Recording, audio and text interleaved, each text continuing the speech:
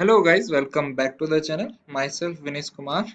और हम पढ़ने वाले हैं स्टेट्स ऑफ मैटर का लेक्चर नंबर 2, जिसमें हम बात करेंगे गैस लॉज के बारे में। ठीक है। देखो क्या हुआ था, फर्स्ट लेक्चर में हमने कुछ मीजरेबल प्रॉपर्टीज के बारे में बात की थी। गैस की मीजरेबल प्रॉपर्टीज ऑब्वियसली जिनमें आता है अपना प्रेशर, वॉल्यूम, टेम्परेचर और एक मास था जिसे अपन नंबर ऑफ मोल्स भी बोल सकते हैं। तो देखो गैस क्या होता है। गैस जो अपने प्रेशर, वॉल्यूम और टेम्परेचर है, इनमें से किन्हीं दो के बीच क्या करता है, रिलेशन शो करता है। और उस टाइम पर तीसरा और नंबर ऑफ मोल्स क्या रहते हैं, कांस्टेंट, यानी अमाउंट ऑफ गैस। तो अगर मैं इसको लिखूं तो कुछ इस तरीके से हम इसको डिफाइन कर सकते हैं कि the which shows laws which shows relation between, किसके बीच में रिलेशन होगा, किसी दो के बीच में relation between pressure, relation between any two of, किस किस के बीच, प्रेशर, वॉल्यूम और टेम्परेचर, है ना, इनमें से कोई दो, keeping the third one as constant. ठीक है। तीसरे को क्या रखेंगे, constant, keeping the third one as constant. Third one और किसको कांस्टेंट रखना है, अमाउंट को, अमाउंट ऑफ गैस। ठीक है, amount of gas as constant. और इनको क्या बोलते हैं, ऐसे लॉज को हम क्या बोलते हैं, गैस लॉज। सबसे पहले जिस लॉ की अगर मैं बात करूं तो वो आता है अपना बॉयल्स लॉ। ठीक है। बॉयल्स लॉ में क्या होता है, बॉयल्स लॉ में अपने जो रिलेशन है वो किसके बीच में, प्रेशर और वॉल्यूम के बीच, यानी कि टेम्परेचर क्या रहेगा, कांस्टेंट, एट कांस्टेंट टेम्परेचर, है ना, at constant temperature for a given amount of gas, यानी कि मोल्स भी क्या है, constant. At constant temperature for a given amount of gas, pressure यानी P is inversely proportional to the volume of gas. Pressure of any gas is inversely proportional to its volume. ठीक है। अगर इसको मैं और सिंप्लीफाई करूं तो हम इस तरीके से प्रोपोर्शनलिटी साइन को हटा के क्या लगा सकते हैं, एक कांस्टेंट जो कि हो गया K इंटू 1/V। ठीक है। इसको आगे मैं लिख सकता हूँ P V is equal to K, यानी कि कांस्टेंट, यानी कि अगर टेम्परेचर कांस्टेंट है और number of moles of gases are fixed, then product of pressure and volume will remain constant. ठीक है। तो अगर मैं बोलूं कि एक कोई सिस्टम है अपना, ठीक है, मान लो कोई एक सिस्टम है यहाँ पर, ये जिसका वॉल्यूम अपने को दिया हुआ है V1 और प्रेशर दिया हुआ है P1। ठीक है। अभी हम क्या करते हैं, इसको अपन क्या करेंगे, प्रेशर इंक्रीज करते हैं। ठीक है। प्रेशर इंक्रीज करेंगे तो ऑब्वियसली क्या हो जाएगा, अपना जो वॉल्यूम है ना, प्रेशर इंक्रीज कैसे करेंगे, इस पे कुछ वेट रख देंगे, है ना। वेट रखने पर क्या हो जाएगा, प्रेशर इंक्रीज हो जाएगा। प्रेशर इंक्रीज करने पर क्या करेगा, ये जो अपना वॉल्यूम है ना, वॉल्यूम क्या हो जाएगा, डिक्रीज हो जाएगा। तो चलो वॉल्यूम अपन डिक्रीज कर लेते हैं, मतलब क्या, कंटेनर छोटा हो जाएगा। ठीक है, मान लो इतना हो गया। अच्छा, अब यहाँ पे देखो, अगर वॉल्यूम डिक्रीज हुआ है, डिक्रीज क्यों हुआ है, क्योंकि प्रेशर को हम क्या कर रहे थे, इंक्रीज। तो ऑब्वियसली हम देख सकते हैं कि जो प्रोडक्ट है वो क्या रहेगा, वो चेंज नहीं होगा, क्योंकि एक क्वांटिटी अगर इंक्रीज हो रही है तो दूसरी डिक्रीज भी हो रही है। तो मैं कह सकता हूं, अगर ये V2 है और ये P2 है, तो P1 P1 into V1 will be equal to P2 into V2। ठीक है। ये बात आती है समझ में। तो ये एक दूसरी फॉर्म है बोयल्स लॉ की। अच्छा, यहाँ पर एक चीज जो मैं बताना चाहूंगा, जैसे आइडियल गैस इक्वेशन के बारे में हम अभी बात नहीं करते हैं, उसको लास्ट में ड्राइव करेंगे, लेकिन स्टोइकियोमेट्री से पढ़ते आ रहे हैं तो मैं समझता हूँ तुम्हें पता होगा कि PV is equal to NRT को हम क्या कहते हैं, आइडियल गैस इक्वेशन। ठीक है। मैंने क्या बोला है, पीवी इज इक्वल टू क्या है, कांस्टेंट, यानी कि कांस्टेंट के की वैल्यू कितनी हो जाएगी, के की वैल्यू है एन आर टी। देखो वैसे भी अगर कांस्टेंट ही होगा, क्योंकि हमने मोल्स को कांस्टेंट रखा है, आर यानी गैस कांस्टेंट है पहले से ही, टी टेम्परेचर को भी हमने कांस्टेंट रखा है, तो ऑब्वियसली ये वैल्यू क्या है, कांस्टेंट। और मैं कह सकता हूं, अगर इसको देखा जाए कि के जो है वो डायरेक्टली प्रोपोर्शनल टू है टेम्परेचर के, यानी अगर टेम्परेचर हम बढ़ाएंगे तो कांस्टेंट की वैल्यू भी क्या होगी, बढ़ेगी। तो इस बात को तुम्हें क्या करना है, बहुत अच्छे से याद रख लेना है। ठीक है, काफी इंपॉर्टेंट चीज है ये। क्यों इंपॉर्टेंट चीज है? क्योंकि जब हम ग्राफिकल रिप्रेजेंटेशंस पढ़ते हैं और उसके बेसिस पे जो क्वेश्चंस आते हैं जो अभी तक मेंस और एडवांस में पूछे जा चुके हैं, तो उन पे हम इस चीज का यूज करेंगे। ठीक है, चलो। तो ये हो गया अपना बोयल्स लॉ। अब इस पे कुछ क्वेश्चंस करते हैं। तो मैं क्वेश्चन लिख लेता हूँ सबसे पहले।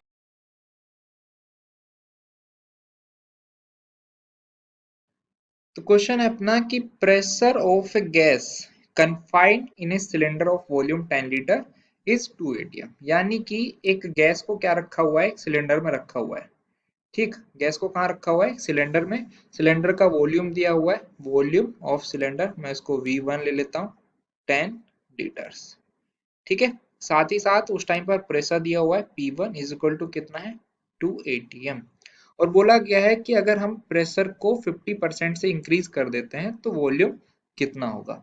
देखो, प्रेशर को इंक्रीज कर देते हैं 50% से, यानी P2 क्या हो जाएगा, P1 प्लस P1 का 50%, यानी 50/100 P1 का।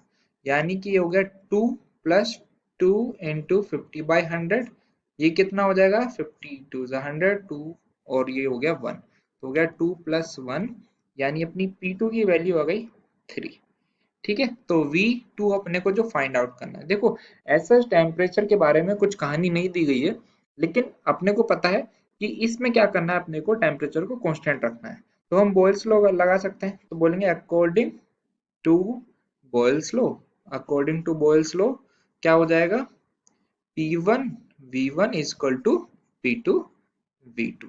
यानी कि 2 इंटू 10 किसके बराबर हो जाता है, 3 इंटू V2। और V2 की वैल्यू कितनी आ गई, 20/3 लीटर्स, है ना, क्योंकि वॉल्यूम में। तो ये हो गई अपनी V2 की वैल्यू। ठीक, अगर मैं नेक्स्ट क्वेश्चन की तरफ बढ़ूं, तो नेक्स्ट क्वेश्चन बड़ा इंटरेस्टिंग है, तो उसको नोट करते हैं सबसे पहले। तो अपना जो क्वेश्चन है वो इस प्रकार है कि देखो, दो बल्ब हैं, बल्ब ए और बल्ब बी।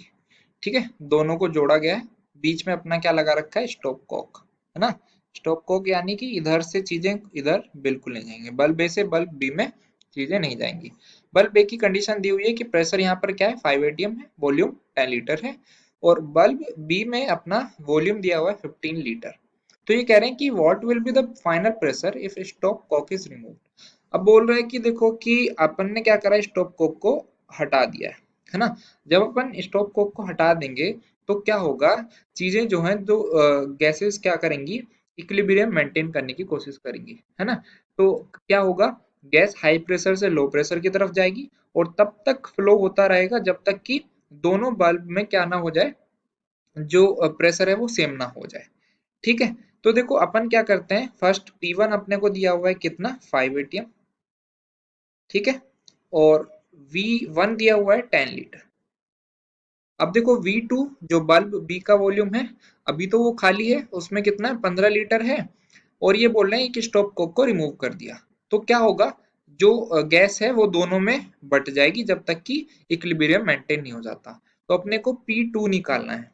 P2 निकालना है, क्या होगा, और अपने को वॉल्यूम, वॉल्यूम दिया हुआ है, देखो 10 लीटर यहाँ पर है और 15 लीटर यहाँ पर है। तो टोटल वॉल्यूम कितना हो जाएगा, V2 बराबर 10 प्लस 15 बराबर 25 लीटर। क्यों दोनों क्यों अपन क्यों जोड़ रहे हैं, क्योंकि देखो क्या होगा, जब स्टॉप कोक को रिमूव करेंगे तो गैस जो है वो पूरा बल्ब ए में भी होगी और बल्ब बी में भी होगी।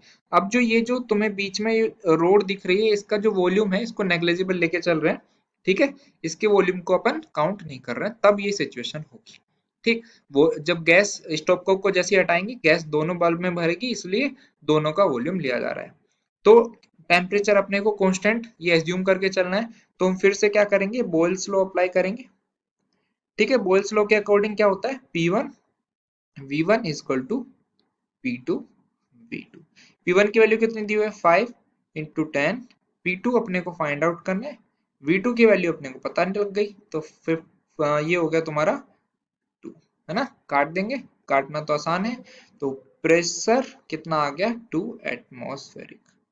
ठीक है, तो इक्विलिब्रियम प्रेशर क्या हो जाएगा अपना, फाइनल प्रेशर क्या हो जाएगा, 2 एटमॉस्फेरिक। अच्छा देखो, एक चीज आती है, क्या होता है, कभी कभी हम ऐसे क्वेश्चन दे देते हैं कि मान लो कि एक बलून था, है ना, एक बलून था, बलून में कुछ प्रेशर दे दिया। ठीक है, बलून में गैस की वजह से क्या था, प्रेशर था 2 एटीएम। ठीक है, प्रेशर था 2 एटीएम, वॉल्यूम दिया 10 लीटर। अब बोल रहे हैं कि इसमें जो गैस थी वो क्या करी, लीक होने स्टार्ट हुई, लीक होना स्टार्ट हुआ, और इसका वॉल्यूम V2 कितना हो गया 5 लीटर। और अपने को क्या फाइंड आउट करना है, प्रेशर। तो इसमें क्या कर सकते हैं, हम लगा सकते हैं क्या P1 V1 equal to P2 V2, Boyle's law को अप्लाई किया जा सकता है। अगर बॉयल्स लॉ को अप्लाई करते हैं तो मान लो आंसर क्या आएगा, P1 दिया हुआ है 2 into V1 10 equal to P2 कितना अपने को फाइंड आउट करना है, V2 दिया हुआ है 5, यानी P2 इक्वल टू कितना हो गया 4 एटमॉस्फेरिक। क्या ये मैं सही कर रहा हूँ, क्या ये मैं सही कर रहा हूँ? एक्चुअली मैं ये बिल्कुल भी सही नहीं कर रहा हूँ। क्यों नहीं कर रहा हूँ? क्योंकि देखो, मैंने बॉयल्स लॉ में कहा था कि अगर अपना टेम्परेचर क्या हो, कांस्टेंट, और number of moles for fixed amount of gas, यानी कि नंबर ऑफ मोल्स भी कांस्टेंट है, तब हम P1 V1 equal to P2 V2 लगा सकते हैं। यहाँ पर क्या हो रहा है, गैस लीक हो रही है। लीक होने का मतलब है कि नंबर ऑफ मोल्स क्या हो रहा है, चेंज हो रहा है, मास क्या हो रहा है, चेंज हो रहा है। तो ऐसे में अपन क्या कर सकेंगे, क्या करेंगे, बॉयल्स लॉ नहीं अप्लाई करेंगे। तो ये जो कॉन्सेप्ट है इसके बारे में डिटेल आगे पढ़ेंगे, लेकिन अभी के कॉन्सेप्ट के अनुसार हम इसमें बॉयल्स लॉ नहीं लगा सकते। ठीक है, चलो नेक्स्ट एक क्वेश्चन है, नेक्स्ट क्वेश्चन की तरफ बढ़ते हैं। क्वेश्चन बोल रहा है अपना कि calculate percentage change in pressure if percentage change in volume is 25%। ठीक है, परसेंटेज चेंज निकालना है। तो इस टाइप के क्वेश्चंस में अपन क्या करेंगे, जब भी परसेंटेज चेंज निकालना हो तो P1 को मैं क्या कर लेता हूँ, 100 लिख लेता हूँ, और V1 को भी 100 लिख लूंगा। ठीक है, अब देखो परसेंटेज चेंज दिया हुआ है वॉल्यूम में कितना, 25%, यानी कि ये डिक्रीज भी हो सकता है और इंक्रीज भी हो सकता है। तो ऐसे केस में अपने पास दो केस बनते हैं। ठीक है, केस वन जिसमें इंक्रीज हुआ हो, 25% इंक्रीज, है ना, इंक्रीज बाय 25%, ये क्या है, वॉल्यूम। तो V1 मेरा कितना है, 100, 100 का 25%, 25, तो V2 कितना हो जाएगा, इसका मतलब V2 हो गया मेरा 125। ठीक है, तो अब यहाँ पर टेम्परेचर कांस्टेंट है, बॉयल्स लॉ लगा सकते हैं। तो P1 V1 is equal to P2 V2, P1 कितना है 100 इंटू 100, किसके बराबर है, P2, जो कि अपने को फाइंड आउट करना 150 125। ठीक है, तो इसको कैसे कट कर सकते हैं, 125 इंटू 8, ये हो गया अपना, कितना हो गया, 125 इंटू 8 1000, तो ये P2 आ गया अपना 10 एटमॉस्फेरिक प्रेशर। नहीं नहीं, थोड़ा सा गलत हो गया जी अपना, P2 अपना, देखो इसको दोबारा कर लेते हैं, कैलकुलेशन मिस्टेक हो गई है शायद। अ, देखो एक मिनट, हाँ, ये अपना है P1 100 into 100 equal to P2 into 125, 25 से काट लेते हैं, 25 पंजे 25 चौका 100, ठीक है, 5 और 20, तो ये हो गया अपना P2 80। पिछली बार कैसे गड़बड़ हो गई थी, 80 80। ठीक है, परसेंटेज चेंज निकालना है, परसेंटेज चेंज कैसे निकालते हैं, परसेंटेज चेंज निकालते हैं, change by initial into 100, change by initial into 100। अब चेंज कितना है, चेंज कितना है, P1 माइनस P2, पहले 100 था अब 80 है, तो 20 बाय इनिशियल 100 था इंटू 100, तो कितना हो गया 20%, 20% का चेंज आया। अब केस टू के बारे में बात कर लेते हैं। केस टू क्या था, अगर उसमें क्या हो, 25% डिक्रीज हो जाए, केस टू डिक्रीज बाय 25%, यानी कि अब वॉल्यूम टू कितना हो जाएगा, देखो डिक्रीज हुआ है, पहले 100 था तो अब कितना हो जाएगा 75। ठीक है, तो फिर से अपन क्या लगा देंगे, P1 V1 यानी 100 into 100 is equal to P2 into 75, 25 3 जा, ठीक है, ये हो गया P2 is equal to 400 by 3, और ये कितना हो जाता है 400 बाई 3 यानी 133.3 अप्रोक्सीमेटली। अब अपने को क्या निकालना है, परसेंटेज चेंज, तो फिर से same formula, 133.3 minus 100 by 100 into 100, तो ये कितना हो जाएगा, 100 से कटा 100, ये बच गया अपना 33.3%। ये हो गया अपना परसेंटेज चेंज इन प्रेशर। ठीक है, जो क्वेश्चन के अनुसार है। अच्छा, अभी लास्ट क्वेश्चन एक जो हम करने वाले हैं बोयल्स लॉ पे, ये काफी इंपॉर्टेंट है, मतलब बहुत अच्छा सवाल है, इसको जरा ध्यान से देखें आप।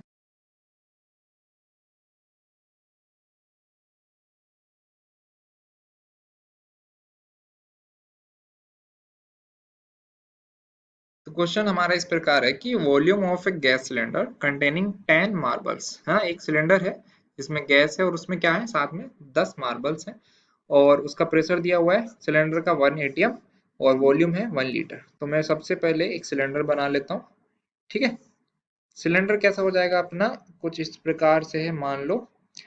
ठीक, अब इसमें क्या है अपने मार्बल्स हैं। ठीक है, मार्बल्स भी ड्रॉ कर लेते हैं, 1 2 3 4 5 6 7 8 9 10 मार्बल्स हैं। ठीक है, प्रेशर कितना है 1 एटीएम और वॉल्यूम भी कितना है अपना 1 लीटर। अब ये कह रहे हैं कि प्रेशर इज इंक्रीज बाय 100%, यानी प्रेशर को बढ़ाया गया और प्रेशर को बढ़ा के कितना कर दिया गया, 2 एटमॉस्फेरिक प्रेशर। प्रेशर को इंक्रीज किया 100%, क्या हो जाएगा 1 का 100% 1, यानी प्रेशर को बढ़ा के कर दिया।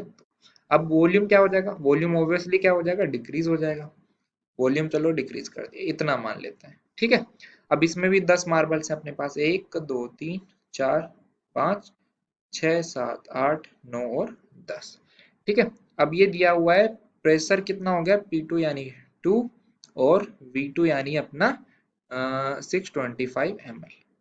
ठीक, अब देखो टेम्परेचर को कांस्टेंट रखते हैं, ज्यूम करके चलते हैं। अब यहाँ पर क्या अपन press P1 V1 equal to P2 V2 लगा सकते हैं, बिल्कुल लगा सकते हैं, लेकिन इसमें एक चीज है, अब हम कंटेनर ऑफ द वॉल्यूम को वॉल्यूम ऑफ द गैस नहीं ले सकते। क्यों? क्योंकि जो पूरा का पूरा कंटेनर है वो गैस को घूमने के लिए अवेलेबल नहीं है, उसमें कुछ मार्बल्स भी हैं। तो सबसे पहले हम मार्बल्स के वॉल्यूम को क्या करेंगे, एक्सक्लूड करेंगे, उसके बाद हम बॉयल्स लॉ को अप्लाई करेंगे। तो देखो मार्बल का वॉल्यूम मैं क्या मान लेता हूँ, let's volume of the marble, volume of one marble is equal to V। ठीक है, मैं इसको इतना मान लेता हूँ। अब क्या होगा, प्रेशर दिया हुआ है कितना 1 एटीएम। ठीक है, P1 V1 कितना है 1 लीटर, इधर भी ml में, तो इसको 1000 ml लिख लेता हूँ, माइनस 10V क्योंकि 10 मार्बल्स हैं, किसके बराबर हो जाएगा P2 यानी 2, और ये कितना हो गया 625 माइनस 10V। ठीक है, अगर इसको मैं सोल्व करता हूँ तो इधर तो सिंपल है, 1000 - 10V इज इक्वल टू 600 यानी 1250 माइनस 20V। इसको मैं इधर ले जाऊंगा और इसको इधर, तो ये हो जाएगा 10V इज इक्वल टू 250, है ना। तो 10V इज इक्वल टू 250 यानी V is equal to 25 ml। तो एक सिंगल मार्बल का वॉल्यूम कितना हो गया 25 ml, और 10 के 10 वॉल्यूम का क्या हो जाएगा, मार्बल्स का वॉल्यूम कितना हो जाएगा 250। तो इस तरीके से हम कुछ क्वेश्चंस कर सकते हैं based on the Boyle's law. ठीक है, अब बड़ा इंपॉर्टेंट कॉन्सेप्ट आता है अपना, जिससे ज्यादातर क्वेश्चन अपने पूछे जाते हैं मेंस में, और ज्यादातर ट्रिकी क्वेश्चन अपने यहीं से बनते हैं। तो वो होता है अपना graphical representation of Boyle's law. Graphical representation of Boyle's law, of Boyle's law. ठीक है, बॉयल्स लॉ के बारे में बताया था, क्या होता है P1 V1 equal to P2 V2, यानी कि PV इक्वल टू कांस्टेंट। ठीक है, अगर मैं बोलूं कि क्या करना है आपको, आपको प्रेशर और 1 बाई वॉल्यूम के बीच में कर्व खींचना है। इस क्या मैं इसको इस तरीके से लिख सकता हूँ, pressure equal to K into 1/V। अब मैं बोलूंगा कि आपको क्या करना है, एक कर्व बनाना है। ठीक है, एक कर्व बनाना है, किस किस के बीच, प्रेशर और 1 बाई वॉल्यूम। ठीक, इस साइड में प्रेशर लिख लेता हूँ, इस साइड में 1 बाई वॉल्यूम। अब बताओ कि किस तरीके का ये ग्राफ बनेगा। तो इसमें अपन क्या करते हैं, इसको कुछ इस तरीके से सोचते हैं, प्रेशर को कहाँ पर दिया हुआ है, वाई एक्सिस पर। प्रेशर ये है, इसको वाई एक्सिस पे लिखा, बराबर का साइन के है, इसको यहाँ पर के इंटू ये क्या है 1/a v equal to x. तो ये किस तरह का लाइन हो गई, y equal to M X type की इक्वेशन हो गई। y equal to M X type क्या देता है अपना, स्ट्रेट लाइन, है ना। और स्ट्रेट लाइन जो कहाँ से हो रही हो, पासिंग थ्रू द ओरिजिन, है ना, ओरिजिन से पास कर रही हो, पासिंग थ्रू ओरिजिन। तो मतलब किस तरीके का हो गया अपना, ये जो ग्राफ है कुछ इस तरीके का बन जाएगा ये। ठीक है। अगर यहीं पे अगर हम बोल दें एक और बात कि एक क्वेश्चन अपन करते हैं, इसी वजह से एक क्वेश्चन कर लेते हैं। क्वेश्चन मेरा कुछ इस टाइप का है कि मान लो अब तुम्हारे पास कुछ ये 3 ग्राफ है। ठीक है, एक ये हो गया और एक ये हो गया। ये तीनों क्या है, अपने ओरिजिन से पास होके जा रहे हैं, प्रेशर इनटू प्रेशर और 1/वॉल्यूम के बीच का कर्व है। ठीक है, इधर क्या लिख लेता हूं मैं, प्रेशर, और इधर 1/v। और मैंने ये लिखा हुआ है कि ये T1 पे कर्व है, ये T2 पे कर्व है और T3। मैं पूछना चाह रहा हूँ कि T1, T2, T3 में ऑर्डर क्या होगा, है ना, कौन सबसे ज्यादा बड़ा होगा, कौन छोटा होगा। तो देखो होता क्या है, अपने हमको पता है पीवी इक्वल टू क्या है, के, है ना। और के क्या था अपना, के इक्वल टू एनआरटी। और मैंने बताया भी था कि ये तो कांस्टेंट रखे हुए हैं, तो के किसके बराबर है, टी के बराबर, यानी मतलब की के किसके डायरेक्टली प्रोपोर्शनल है, टी के डायरेक्टली प्रोपोर्शनल है। यानी अगर के बढ़ेगा तब बढ़ेगा जब टेम्परेचर बढ़ेगा। अब देखो इसमें के क्या है, स्लोप है ना, के है स्लोप, यानी जिसका स्लोप ज्यादा उसका के ज्यादा और उसका टेम्परेचर ज्यादा। ठीक है, जिसका स्लोप ज्यादा उसी का टेम्परेचर ज्यादा। तो स्लोप किसका ज्यादा है, T1 का, फिर T2, फिर T3। तो मैं क्या ऑर्डर लिख सकता हूँ, T1 is greater than T2 is greater than T3। इस तरीके के क्वेश्चन अपने मेंस में पूछे जाते हैं। ठीक है, चलो ये तो हो गया अपना P वर्सेस 1/v का कर्व। एक और कर्व बनाते हैं जिसमें P वर्सेस v को देखा जाएगा। किसको देखा जाएगा, P वर्सेस v का कर्व, यानी P y एक्सिस पर, v x एक्सिस पर। अपने को पता है PV इक्वल टू क्या होता है, K, यानी कि अगर ये y है और ये x है इज इक्वल टू क्या है, constant. X Y is equal to constant, ये किस चीज का अपना रिलेशन बताता है, इसका इससे जो अपने को कर्व मिलता है उसको बोलते हैं रेक्टेंगुलर हाइपरबोला, रेक्टेंगुलर हाइपरबोला। ठीक है, रेक्टेंगुलर हाइपरबोला, यानी कि अगर ये चीज बहुत ऊपर जा रही है तो ये चीज क्या करेगी, बहुत नीचे जाएगी। अगर ये इंफिनिटी को अप्रोच कर रहा है तो ये जीरो को अप्रोच करेगा। ठीक है, और ये कर्व कुछ इस तरीके का होता है, अगर मैं इसको बनाऊं तो ये इस तरीके का कर्व अपना बनता है। ठीक है, कि जब प्रेशर क्या होगा, बहुत ज्यादा होगा, तो वॉल्यूम बहुत कम होना चाहिए, है ना, तभी तो चीजें कांस्टेंट रहेंगी। जब वॉल्यूम कम होगा तो प्रेशर, वॉल्यूम बहुत ज्यादा होगा तो प्रेशर बहुत कम होगा। इस तरीके के कर्व को क्या बोलते हैं अपन, रेक्टेंगुलर हाइपरबोला। तुम्हारे मैथ्स में है ये। ठीक है, पूरा डिटेल में, तो उसकी चिंता नहीं करनी है। अब ऐसे जो अपन अभी कर्व बना रहे हैं वो क्या कर रहे हैं, उनमें टेम्परेचर को अपन ने कांस्टेंट लिया हुआ है। तो ऐसे कर्व जिनमें अपन टेम्परेचर को कांस्टेंट लेते हैं तो उनको क्या बोलते हैं, आइसोथर्म्स ना, आइसोथर्म्स। आइसो मतलब सेम होता है, थर्म्स मतलब थर्मल, थर्मल यानी टेम्परेचर। ठीक है।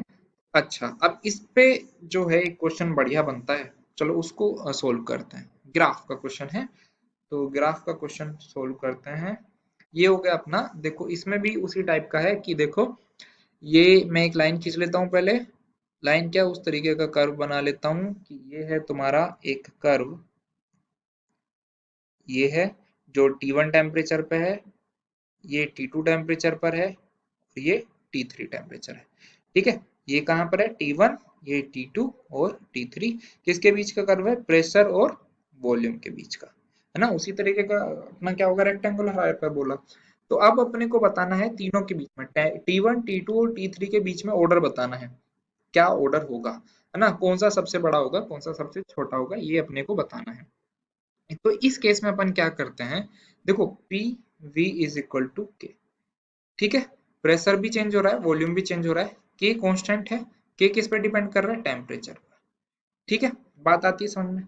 अगर मान लो मैं क्या करूंगा, मैं अगर एक लाइन इस तरीके से खींच दूं, किस तरीके से, मैं अगर एक लाइन खींच दूं, ये अलग लाइन कलर से अगर मैं खींच देता हूँ, देखो यहाँ पर ये लाइन खींच दी मैंने, ये लाइन खींच दी, यानी कि इस पॉइंट पर क्या हो गया, प्रेशर तीनों ग्राफ के लिए कांस्टेंट हो गया। ठीक है, प्रेशर क्या होगा, तीनों ग्राफ के लिए कांस्टेंट। तो इसको मैंने कांस्टेंट कर दिया, इसको कांस्टेंट कर दिया। तो वॉल्यूम अब किसके डायरेक्टली प्रोपोर्शनल टू हो गया, के, और के किसके डायरेक्टली प्रोपोर्शनल है, टेम्परेचर के। यानी वॉल्यूम जिसका ज्यादा उसी का टेम्परेचर भी ज्यादा, है ना, क्योंकि वॉल्यूम डायरेक्टली प्रोपोर्शनल है के डायरेक्टली प्रोपोर्शनल है टेम्परेचर के, तो ऑटोमेटिकली वी जो है, वॉल्यूम जो है, वो टेम्परेचर के डायरेक्टली प्रोपोर्शनल हो जाएगा। यानी कि जिसका वॉल्यूम ज्यादा उसी का टेम्परेचर ज्यादा। अब वॉल्यूम किसका ज्यादा है यहाँ पर, T3 का, है ना, ये रहा इसका वॉल्यूम, है ना, ये हो गया V2 और ये हो गया अपना V3। तो जैसे अपने को पता है V3 is greater than V2 is greater than V1, और तो इसलिए T3 will be greater than T2 greater than T1। तो इस तरीके के अपने रिजल्ट ये देखने को मिलेंगे। ठीक है, तो इस तरीके के क्वेश्चन अपने पूछे जाते हैं जनरली मेंस और एडवांस के पेपर्स में।